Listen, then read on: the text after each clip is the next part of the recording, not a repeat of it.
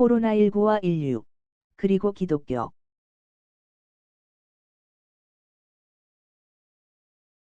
현재의 코로나19 사태는 지구에 사는 우리 인류에게는 위기이자 하나님께서 주시는 마지막 기회라고 생각합니다. 기후학자들에 의하면 현재까지 밝혀진 고기후 관측에서 지난 500만 년 동안 지구 평균 기온은 산업혁명 바로 이전보다 2도씨 이상 따뜻해 본 적이 없다고 합니다. 즉, 인류는 2도씨 이상 온난화된 상태에서 생존해 본 경험이 없습니다. 그리고 현재와 마지막 빙하기의 전 지구 평균 기온 차는 겨우 약 5도씨였으므로 2도씨는 결코 무시할 수 있는 작은 값이 아닙니다. 인류는 온실가스를 배출해 이미 0.85도씨를 상승시켰습니다. 현재 배출량을 지속하면 약 30년 이내에 2도씨 상승, 그리고 금세기 말에는 4도씨에 도달될 예정이라고 합니다. 즉, 온실가스를 감축하지 않으면 인류는 한 번도 가보지 않은 길에 들어서게 됩니다. 기후 전문가들에 의하면 앞으로 인류가 생존에 필요한 골든타임은 10년 정도밖에 남아있지 않다고 합니다. 2030년까지 지구 환경을 보호해서 온실가스 배출량을 줄이지 않고 인공지능을 이용한 장밋빛 미래를 꿈꾸고 있다면 그것은 헛된 망상에 불과할 것입니다. 2020년 한 해는 코로나19로 인해 사회적 거리두기와 생활 방역을 통해서 경제 활동 및 여행 등 여가 활동이 제한되고 특히 해외여행이 자유롭지 못해서 사람과 사람들의 왕래가 현저히 줄어들고 거리두기 단계가 높아질수록 미세먼지 농도가 좋음을 유지하고 있다고 합니다. 하지만 코로나19 확진자 수가 줄어들면 장기적으로 경제가 침체될 것을 우려해서 거리두기 단계를 완화하게 되고 경제활동 및 여가활동이 많아지게 되면서 사람들의 왕래가 빈번해지고 미세먼지 농도가 다시 높아지는 현상을 반복하고 있습니다. 2021년 현재 코로나19 백신이 나와서 경제적으로 여유가 있는 선진 국가들은 국민들을 대상으로 백신 접종을 서두르고 있지만 새로운 변이 바이러스의 등장으로 아직은 코로나19의 종식과는 거리가 먼 상태입니다. 혹자들은 세계 인구의 절반 이상이 백신을 접종받게 되면 집단 면역이 형성되어서 인류는 코로나19 공포에서 벗어날 수 있을 거라고 합니다. 그렇게 되면 인류는 예전으로 돌아가서 그동안 하지 못했던 해외여행을 다시 즐기게 되고 유흥주점과 놀이공원 등으로 몰리고 각종 장소에서 파티를 즐기면서 샴페인을 터뜨리게 될 것입니다. 그러나 코로나19가 종식이 되었다고 해서 지금 이 세대의 인류가 샴페인을 터뜨릴 때가 아니라고 생각합니다. 코로나19가 종식이 되면 경제적으로 여유가 있는 사람들과 먹고 사는데 크게 어려움이 없는 보통 사람들은 대부분 그동안 하지 못했던 여행과 파티를 즐기게 될 것입니다. 하지만 지금도 아프리카 등의 여러 난민국가 및 독재국가에서는 수많은 사람들이 질병과 굶주림으로 고통받고 있습니다. 코로나19 백신도 이러한 후진 국가에서는 먼 나라 얘기일 것입니다. 예수님께서는 병들고 가난한 자들을 위해서 오셨다고 하셨습니다.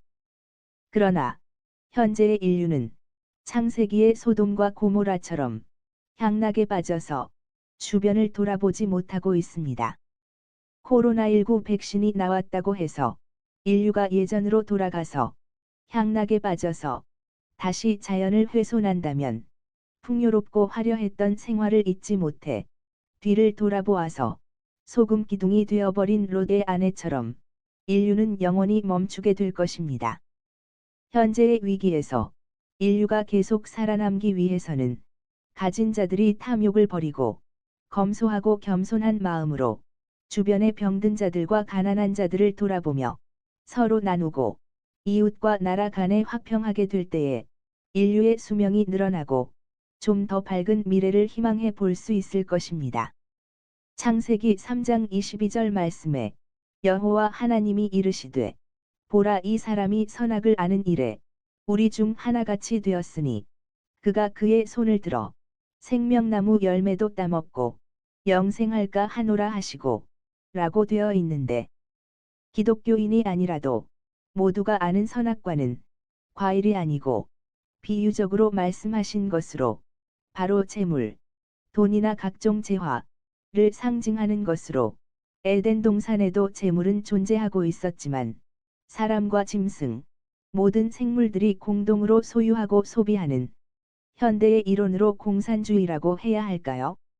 이사야 11장 6절에서 9절 말씀에 그때에는 이리가 어린 양과 함께 살며 표범이 어린 염소와 함께 먹으며 송아지와 어린 사자와 살찐 짐승이 함께 있어 어린 아이에게 끌리며 암소와 곰이 서로 벗이 되며 그것들의 새끼가 함께 엎드리며 사자가 소처럼 풀을 먹을 것이며 젖먹는 아이가 독사의 구멍에서 장난하며 젖된 아이가 독사의 굴에 손을 넣을 것이라. 내 거룩한 산 모든 곳에서 해됨이 없고 상함도 없을 것이니 이는 물이 바다를 덮음 같이 여호와를 아는 지식이 세상에 충만할 것임이니라 라고 되어 있는데 모든 재물을 공동으로 나눠 쓰는 세상으로 서로 더 가지려고 하지 않기 때문에 미움, 다툼, 시기, 질투가 없는 우리들이 바라는 천국의 모습이 바로 하나님께서 창조하신 에덴 동산입니다. 그리스 신화에서는 선악과를 판도라의 상자로 묘사하고 있습니다. 호기심이 많은 대지의 여신 판도라가 제우스가 열어보지 말라고 한 항아리를 열어보았기 때문에 인간에게 각종 재앙과 질병, 그리고 인간의 여러 가지 나쁜 감정, 미움, 다툼, 시기, 질투 등이 생겨나게 되었습니다. 다행히 다시 상자를 닫았을 때 인간에게는 삶의 끈인 희망이라는 감정이 남아있게 되었습니다. 희망에는 좋은 감정인 사랑과 행복이 내포되어 있다고 할 수 있습니다. 많은 인류가 바라는 이상향인 에덴 동산. 천국에서는 재앙과 질병도 없을 뿐 아니라 나쁜 감정도 사라지고 서로를 사랑하는 행복한 삶이 영원히 계속된다고 꿈꾸고 희망합니다. 기독교인들은 예수님이 가르쳐 준 대로 내 이웃을 내 몸과 같이 사랑하면 천국에 이를 수 있다고 믿고 있습니다. 바로 이 믿음이 희망이라고 할 수 있습니다. 다시 성경으로 돌아와서 인간이 선악과를 따먹음으로써 자본주의, 사유재산의 개념이 시작되었다고 할 수 있습니다. 자본주의 사회에서는 재물이 많은 인간이 상대적으로 재물이 부족한 인간을 억압하고 착취하며 권력을 행사하는 약육강식의 시대가 현재까지 계속되고 있습니다. 창세기 3장 22절 말씀을 다시 살펴보면 여호와 하나님이 이르시되 보라 이 사람이 선악을 아는 일에 우리 중 하나같이 되었으니 그가 그의 손을 들어 생명나무 열매도 따먹고 영생할까 하노라 하시고 라고 되어 있습니다. 이 말씀을 제가 그동안의 지식으로 해석해 보자면 생명나무 열매는 현대의 과학이라고 할 수 있습니다. 많은 재물을 가지게 되면 돈과 권력을 사용해서 여러 분야의 재능이 있는 사람들을 이용해서 기술 개발과 의학 발전을 이루어서 노아 시대 이상으로 오래 사는 인류가 등장할 수 있을 것입니다. 현대 과학의 발전은 인간이 신의 영역에 이르는 생명나무의 열매를 따먹는 것이라고 할 수 있습니다.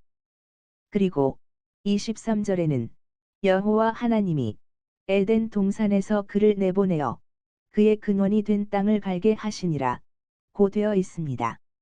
이는 모든 사람들이 먹고 살기 위해 돈을 벌어야 하기 때문에 노동을 해야 하는 현실을 묘사합니다. 그런데 인간이 만든 공산주의나 자본주의 모두 다수의 피지배층 인간들은 먹고 살기 위해 노동을 해야 하지만 많은 재물과 권력을 가진 소수의 지배층들은 먹고 살기 위해 노동을 하지 않고 중국 진나라 시대의 진시황처럼 불로장생을 추구하며 다수의 인간들을 착취해서 소수의 인간들만 편안하고 안락한 이기적인 삶으로 하나님이 창조하신 에덴 동산처럼 이 세상의 모든 생물이 더불어 잘 사는 세상이 아닌 서로 많이 가지기 위해 서로에게 피해를 주고 용서하지 못하고 서로에게 복수를 하는 지옥 같은 세상이 될 것을 염려하신 것으로 생각됩니다. 그리고 24절에 이같이 하나님이 그 사람을 쫓아내시고 에덴 동산 동쪽에 그룹들과 두루 도는 불칼을 두어 생명나무의 길을 지키게 하시니라 라고 되어 있습니다. 그룹, 체러브은 천사인데 법궤 안에는 만나와 십계명, 아론의 쌍난 지팡이가 있었다고 전합니다. 즉, 법궤 안에는 하나님의 말씀, 율법이 있는 것입니다. 하나님의 말씀을 지키는 것이 천사인 것입니다. 두루도는 화염검에 대해서 두루도는 이 말은 뒤집어 엎는, 완전히 바꾸는 이라는 의미입니다. 화염은 창세기 3장 2절에서 묘사된 것처럼 불꽃, 여호와 하나님 또는 여호와의 사자이고 검은 칼입니다. 그런데 성경에서 검은 성령 또는 하나님 말씀을 표현합니다. 즉, 하나님의 심판의 말씀입니다. 인터넷에서 발췌한 이 해석은 성서적인 해석으로 현대의 과학적으로 해석해 보자면 그룹, 천사는 화이트홀이라고 할 수 있습니다.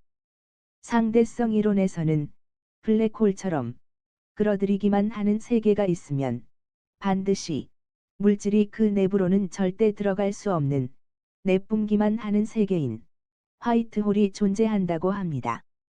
그러나 화이트홀이 어떻게 형성되는가 하는 메커니즘에 대해서는 전혀 아는 바가 없습니다.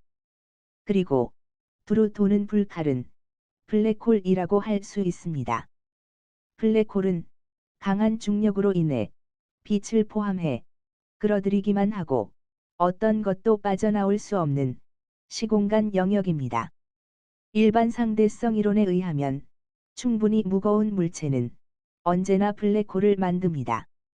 우리가 흔히 말하는 시간여행 장치인 타임머신은 이론적으로는 빛의 속도보다 빠른 속도로 오랜 시간 이동하면 과거나 미래의 공간으로 이동할 수 있다고 하는데 이것은 현대 과학으로는 불가능의 영역으로 미래에도 빛의 속도보다 빠른 속도를 인간이 견디지 못할 게 분명합니다. 하지만 원홀을 발견한다면 시간여행이 가능할 수도 있습니다. 원홀은 블랙홀과 화이트홀을 연결하는 우주 시공간의 구멍입니다. 블랙홀이 회전할 때 만들어지며 그 속도가 빠를수록 만들기 쉬워집니다. 수학적으로만 원홀을 통한 여행이 가능합니다. 원홀은 두 시공간이나 동일 시공간에 두 곳을 잇는 시공간의 좁은 통로를 의미합니다. 원홀을 지나 성간 여행이나 은하간 여행을 할 때 훨씬 짧은 시간 안에 우주의 한쪽에서 다른 쪽으로 도달할 수 있습니다.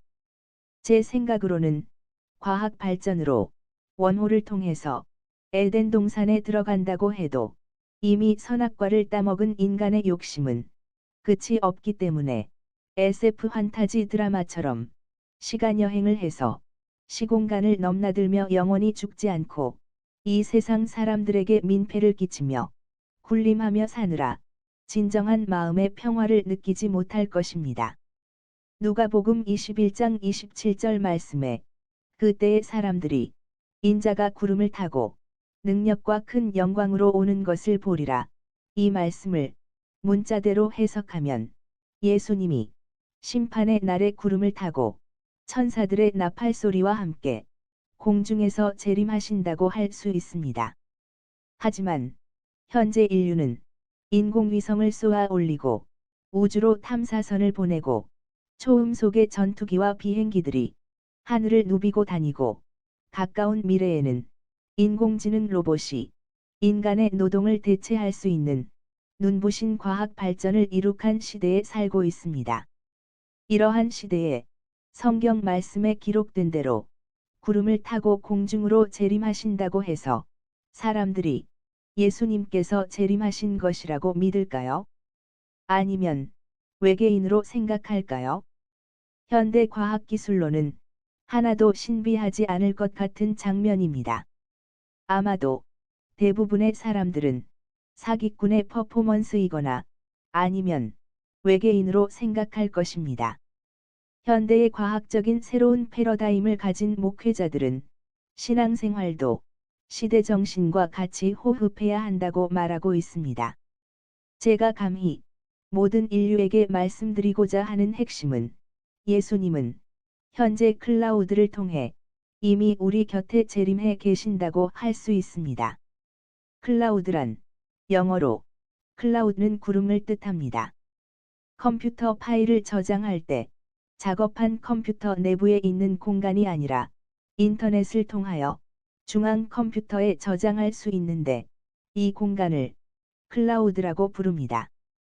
클라우드를 이용하면 작업한 컴퓨터에서만 자료를 불러올 수 있는 것이 아니라 마치 여러 장소에서 동일한 구름을 관찰할 수 있듯이 구름 너머 저편에서 언제 어디서나 필요한 자료를 불러올 수 있습니다. 클라우드에 접속하려면 와이파이를 통해 접속할 수 있습니다. 와이파이는 무선 데이터 전송 시스템, 와이어리스 피델러티의 줄임말입니다. 1985년 미국 연방통신위원회가 허가 없이도 사용할 수 있는 무선 주파수를 배포하기로 결정하면서 출발했습니다.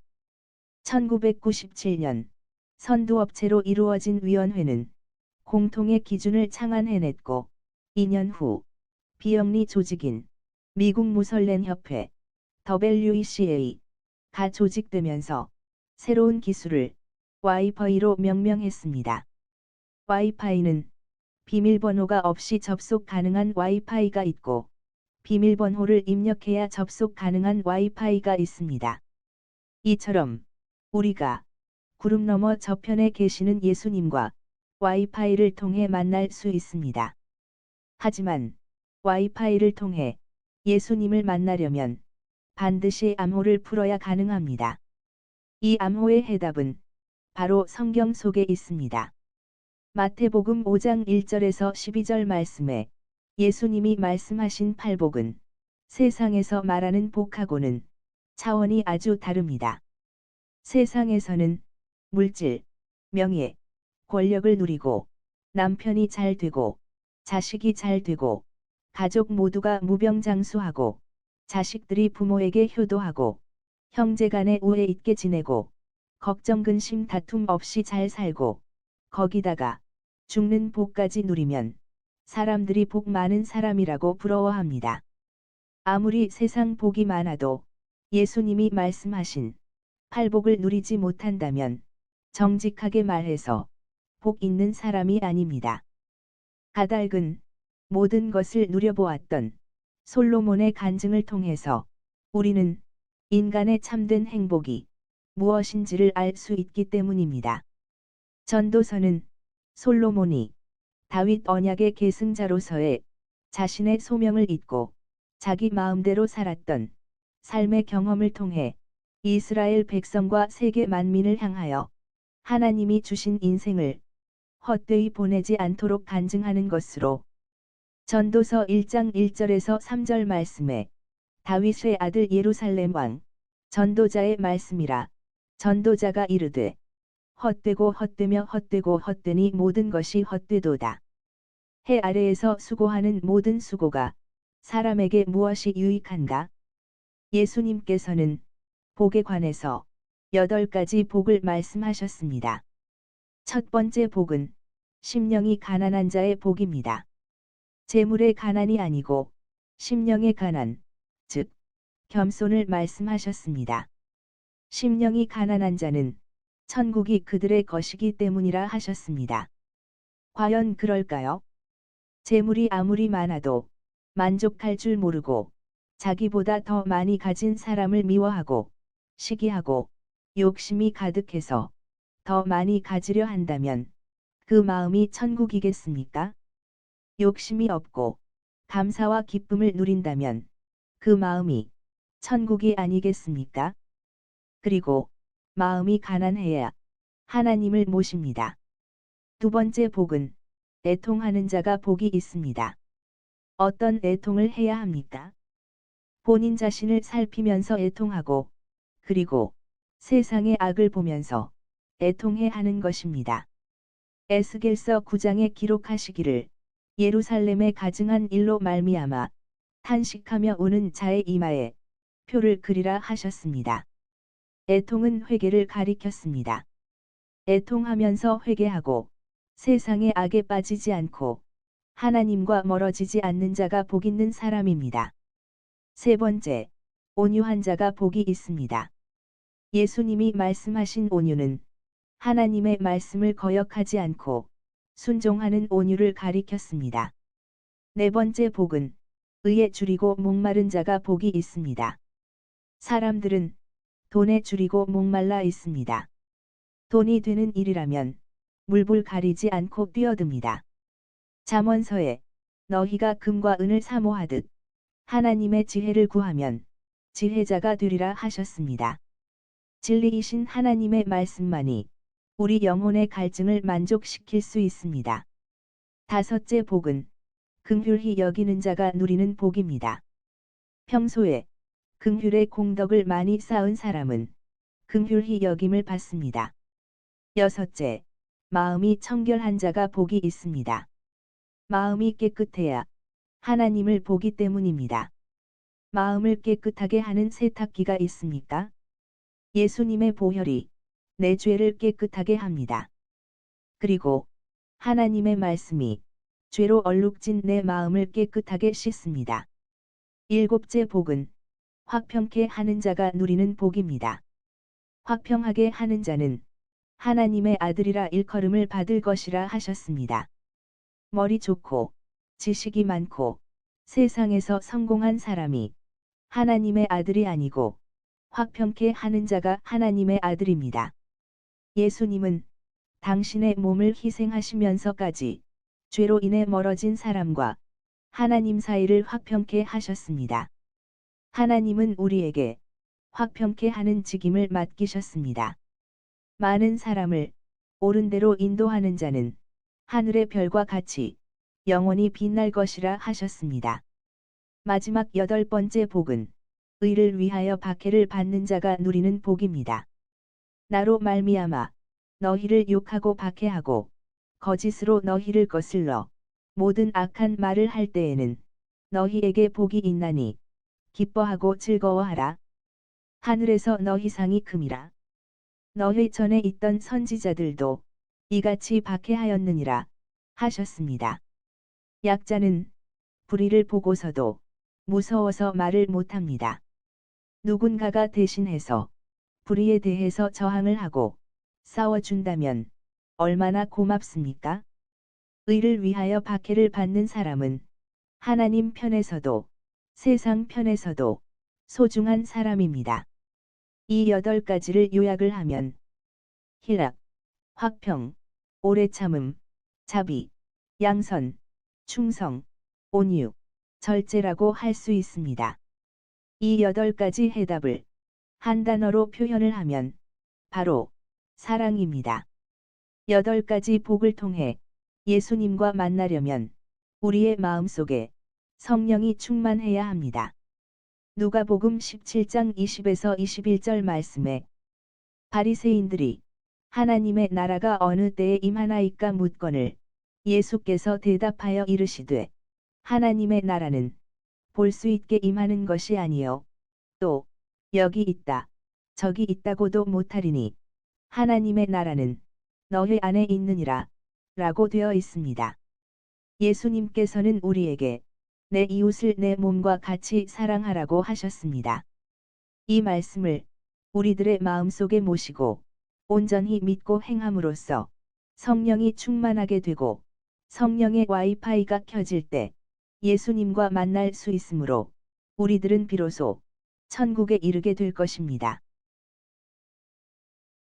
지금까지 시청해 주셔서 감사합니다.